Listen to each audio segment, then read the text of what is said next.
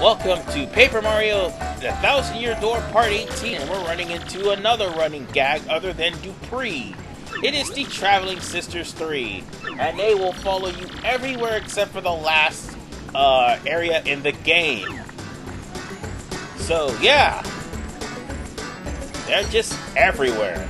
Meanwhile, don't forget about this blue switch here because it's majorly important. And it'll save you a lot of hassle for later on. Trust me. Now then, once you climb up here, there will be a treasure chest that will contain a Power Plus for your party member. That'll make your party member stronger. This doesn't work for just one. It'll work for whoever's your current partner right about now. So even if you switch to Flurry, she'll end up doing 1 extra damage of attack while wearing that badge. So yeah. Also, you may want to save up some money before you leave this place. Buy at least 2 hot dogs, because that's for the Trouble Center. And make sure you store them, by the way. Now then, enough about the advice. Let's go on ahead and talk to the security guard so we can go on through and meet Mr. Grubba. So, one thing I can say, you're going to be spending most of the time in the backstage area and also outside of the Glitz Pit arena. Because, yes, even though there is backtracking in this game, this level is nowhere near as bad as the 4th one. I promise you that.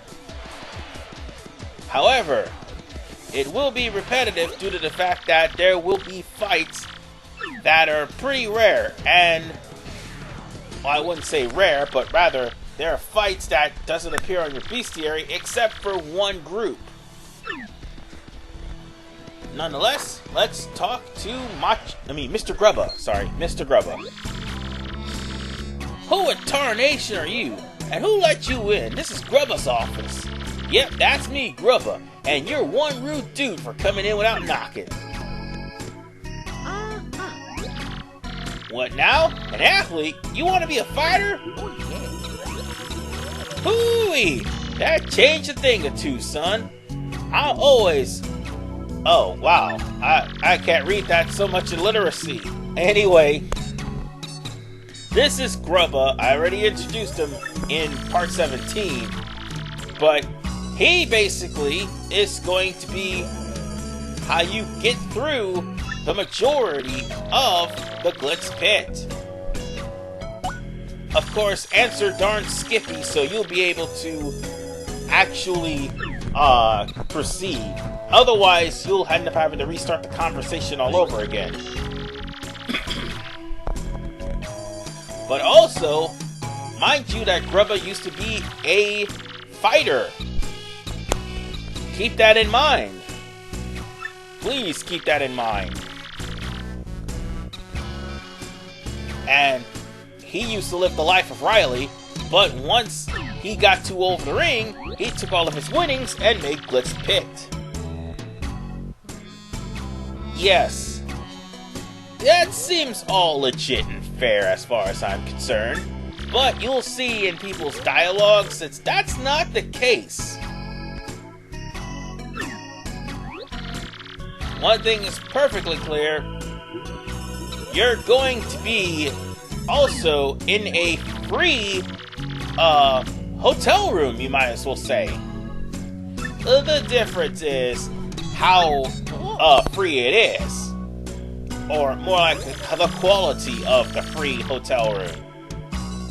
You're not going to lose any coins at all by sleeping there. However, you must still be a registered fighter in order to use them. Now, first and foremost, Mr. Grubba is going to show you the Champions Locker Room, which belongs to Rawk Hawk at the time being. But once you actually progress through this championship, this will be your room and it will heal star power.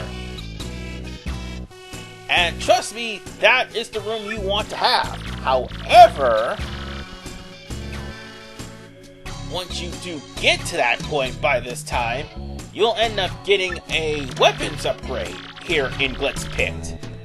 And when the time comes for that, I will point it out to you. And it's not really hidden. Anyway, this is the Major League locker room. All this heals is HP and flower points. But, like I said, everything here is free. The Champions Room is free, which is the best one, and it even gives you sometimes sweets. The Major League Room is pretty decent at best. But where we're going, however, is the Minor League Room, which it still heals both HP and FP. At the same time, however, it's rather dingy and has a really low payout in fights. So, yeah, you had to start somewhere. And of course, you gotta sign a contract too, or else you'll also have to restart all the dialogue and everything you just went through. Now then, prepare yourselves, ladies and gentlemen, for this is a name that will stick to you for the rest of this playthrough. Other than Murphy and Mardio, sorry. The Great Gonzalez. So now, from here on in, you're an Italian plumber named the Great Gonzalez.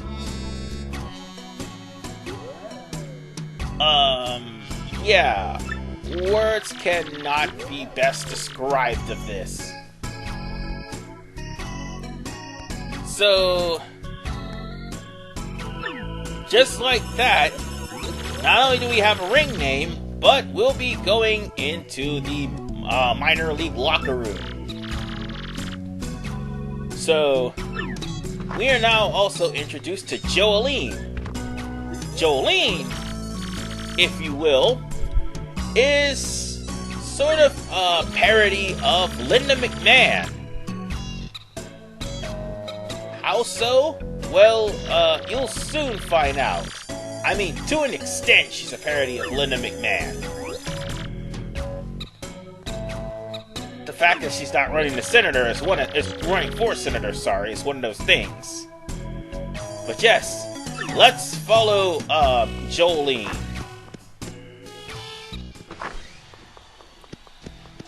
Jolene will lead you to the minor league locker room.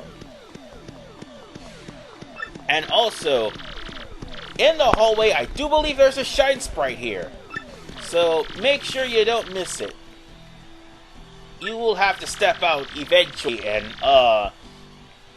explore the place to find it. But for right now, you'll end up being whisked away into your very first fight. Which, to be honest with you, is really ridiculously easy. Now here's the catch with this. Although you can work your way up to getting a better locker room, you won't be able to move rank unless you meet certain conditions in your fights. As a matter of fact, you gotta sign up for a fight first. Grubba gives you the condition, and if you meet said condition during the fight, you will advance. If you don't, however, you'll end up not ranking at all, or losing a rank, until you actually meet the requirement needed to rise a rank. I am telling you now, there's certain stipulations that should not appear in your match. One of them being keep the same partner you within with. Another one being using items. There's one about using star power. One of them using physicals. One of them using flower points. Hell, there's also even one where you have to actually take damage. Well, needless to say, taking damage one is really going to suck, especially with the lower powered enemies. So, yeah. keep your eye on those conditions in order for you to win the match. So, let me inform you all, win or lose, if you don't meet the conditions, you fail anyway. So, it's technically like losing. And now we are carried off to the ring. So, yeah, we're being asked not to be completely destroyed out there. How are we going to be completely destroyed? Especially when the first fight is a whole pack of Goombas. And we have to let these bastards damage us. At least 3 times. I think there's other prerequisites you need to use, that you need to watch out for. Like, for instance,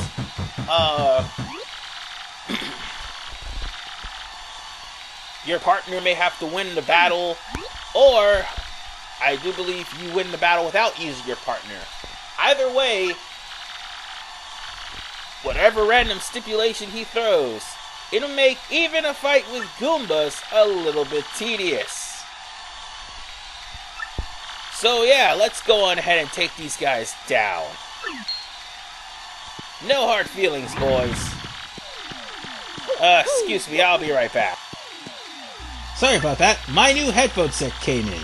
Anyway, it's time for us to fight some jobbing professionals. Then again, Goombas always job, but they're gonna strike first automatically. Now, you can, Super Guard, whenever they do that, now do 1 damage to them. However, here's the thing. You have to, again, follow the prerequisite of the fight in order for it to actually go up a rank. Meaning, if you do not at least appeal once, like what I'm doing right now, you will not be able to advance any further than these guys. So, there's an example for you. And I missed the action commands. Oh, and that guy's electrified. Well, that's just lovely. Ah, I missed the action command. And I missed that one too. But that's okay, because I'm going to use Gale Force. Since Gale Force may be able to knock both of them out of the arena. You could say I just blew the competition away. That was a terrible pun, and I feel very, very bad of making it. Anyway, we're done with this fight. And they should know better than to try to get first strike on us. Anyway, doesn't matter what you say here. You'll just, get the same results. So, it's time for us to go back to the locker room, where we will meet all of the the low-tier fighters. Sorry. And just like with a fighting ring, there's a low card, mid card, and a main event.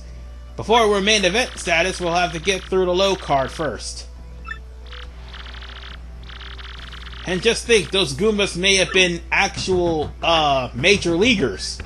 And if that was the case, that's just sad. But nonetheless, this is also where we're going to be getting a lot of money from fighting. So, instead of picking up money from a defeated foe, you'll be awarded for pulling off victories and meeting the requirements.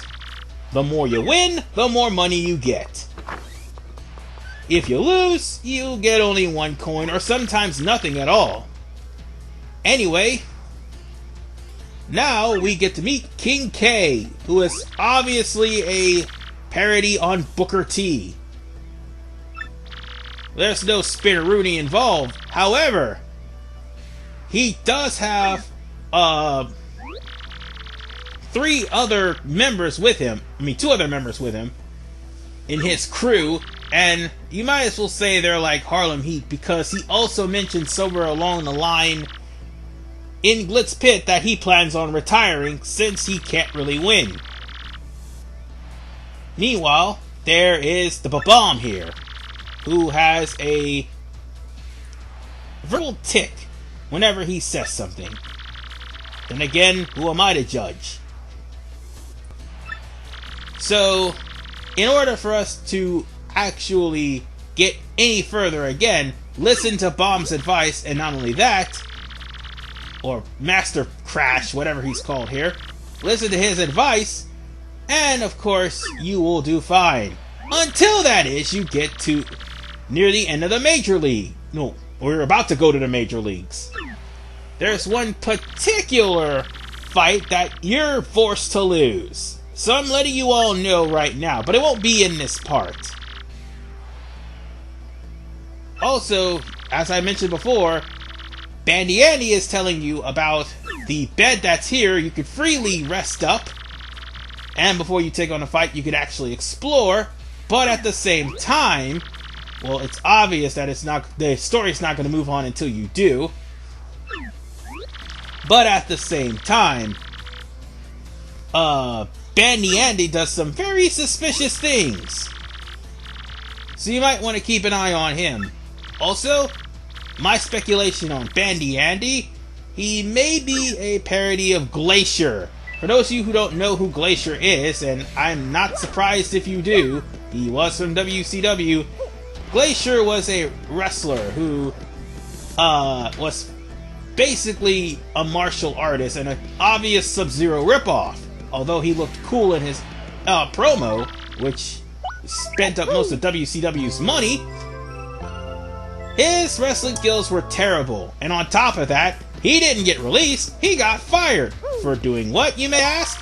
Following a girl in the bathroom and trying to touch her.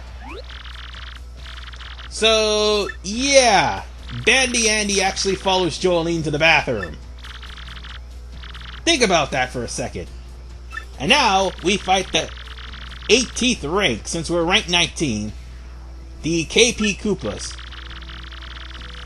And of course, the KP Koopas is basically like Harlem Heat 2000. Because the original Harlem Heat had 2 people. Harlem Heat 2000 had 3. Booker, who was kicked out of the group, Stevie Ray, and Big T, who retired. Hence why King K makes a retirement reference. So, yeah. We're just waiting for the security guard to bring us there, and we gotta let these guys damage us by 3 times. So, this may be a long fight. But they're regular Koopas, except they do more damage.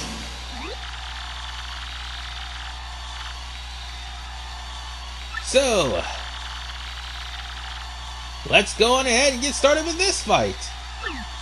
There's nothing really to say about these guys, except they do 4 damage instead of, well, I think they do 2. No, wait, they do 4, no. They have 4 HP, but they do, I do believe 2 damage. Yes. No, wait, they're regular Koopas. What am I talking about? But they just have yellow shells, that's all. So I'm just gonna charge. And hopefully, this time I don't miss the multi-bounce. And I'm gonna save the Ice Storm for later. I'll end up having to buy one anyway. So let's defend. 1, 2, 3. Alright then, you got your chance. Now it's time to make you suffer. 1, 2, 3. Aw, darn. The bucket didn't actually kill them. Oh well. I'll just have to body slam one of them. No. Yeah. Right here. Oh man, I should have super guarded that. Oh well. Let's get Boomvella in here. And Tattle. Because here's another thing. These guys are also rare Tattles. Some of them may appear in Frankly's trash bin, others will not. So it's best that you tattle them now. Yeah, they just have like I said, they're like Koopas, but they have gold shiny shells. That's it. However, there are some different color Koopas here that are dangerous. So, you might want to be on the lookout for them. They're the ones with the blue shell. So, let's just tattle this one.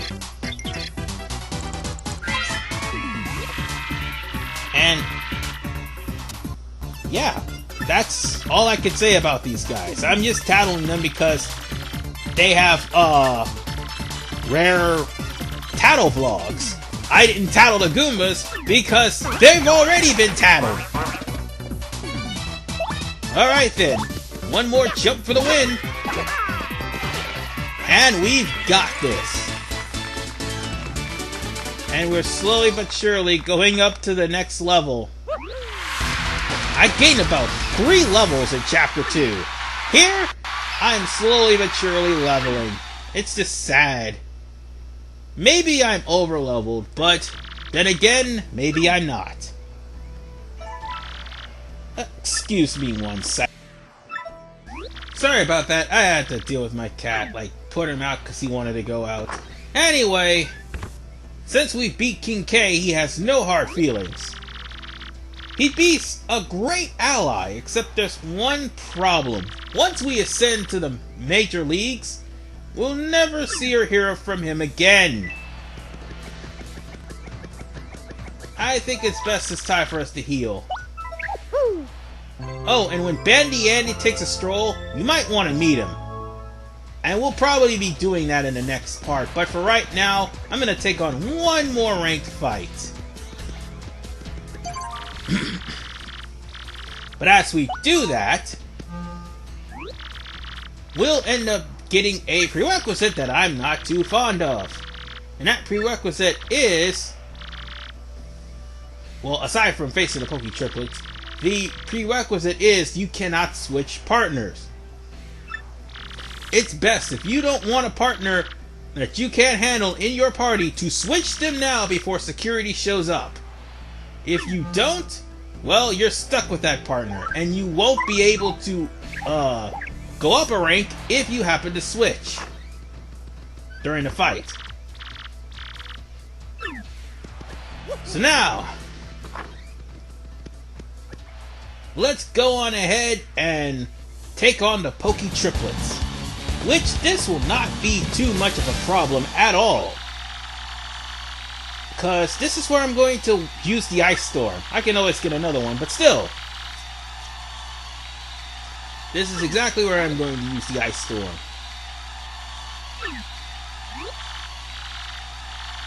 Yeah. I'm not gonna touch these guys. See, I don't have the Spike Shield. And because I don't have the Spike Shield, these guys will be tough to jump on. Didn't say anything about Hammer. Also, another thing you could do before you come to this fight, switch over to the Quake Hammer. It'll easily dispose of them. But since I want to get this over with soon and fast, Ice Storm it is. Oh, and whatever item that the Pokies are holding, or anybody for that matter is holding, they're not going to be giving it up as a reward in this pit. You'll only get money, and that's it. So whatever items they have, unless you come back here later with Miss Mouse, by the way, spoiler alert,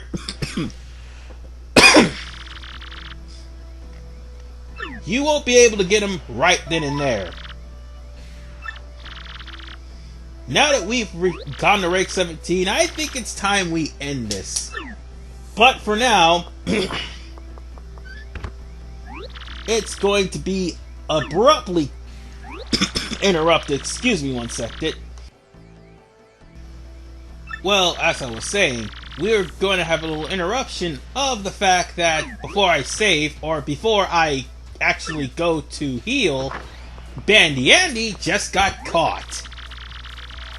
Oh, and sorry, I had to stop for a minute there because I was choking. Anyway, Bandy Andy got caught and was following Jolene. Now, there may be a different sort of implication to that, but yeah, Glacier actually did follow some girl into the bathroom. I wouldn't say some girl, it was actually a Nitro girl, and well, things went down south for there. Vandy Andy, on the other hand, actually is following Jolene for a different reason. And of course, we'll find out what that is, let alone we'll find out what he's doing, and also continue to fight and rise up to the ranks of the Glitz Pit in Part 19. This is RP-Man 985.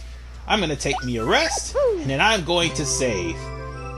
Yeah, expect longer cutscenes, because there's always going to be a cutscene in the middle of every ranked fight, so be prepared for that. Anyway, I'll see you guys next time. Take care.